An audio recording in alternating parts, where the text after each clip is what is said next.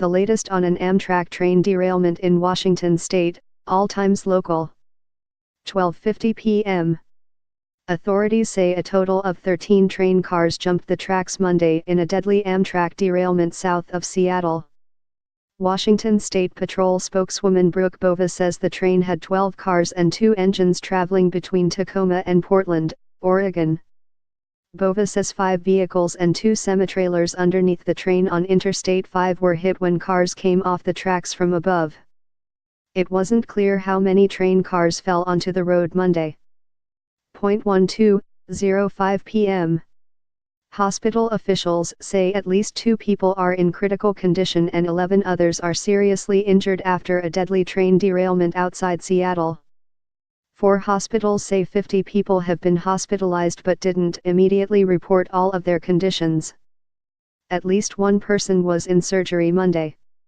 The Amtrak train running between Tacoma and Portland, Oregon, derailed south of Seattle as it was making its first run as part of a faster service that local authorities had warned could be dangerous. The National Transportation Safety Board says it's sending a team, with the first members arriving Monday afternoon. Board member Bella Dinzer told reporters in Washington, D.C., that it's too early to tell whether speed contributed to the accident. 11:55 a.m. The section of track where an Amtrak train derailed had just been upgraded as part of a $181 million project for a new faster route. Sound Transit, the public transit system for the Seattle area, owns the track and oversaw construction of the upgrades.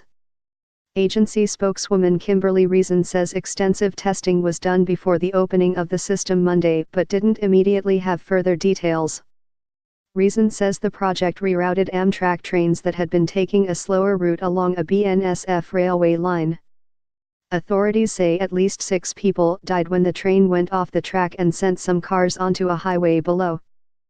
11:25 a.m. A man who was driving on a highway alongside a train that derailed in Washington state says he and his friend rushed to help the victims. Daniel Conzelman says they saw train cars with the roofs ripped off or tipped upside down Monday and a few vehicles on the roadway that were damaged. He says they climbed into train cars and found injured passengers, some who were pinned underneath the train and others who appeared to be dead. Conzelman says that if victims could move and seemed stable, he helped them climb out of the train. If they appeared seriously hurt, he tried to offer comfort by talking to them to calm them down.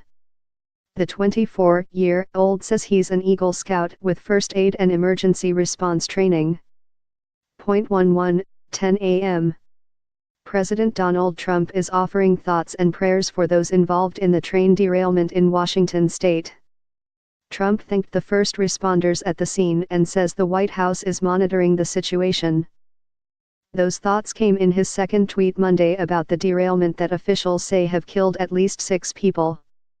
His first tweet focused on the need for quick approval of a plan for more spending on infrastructure.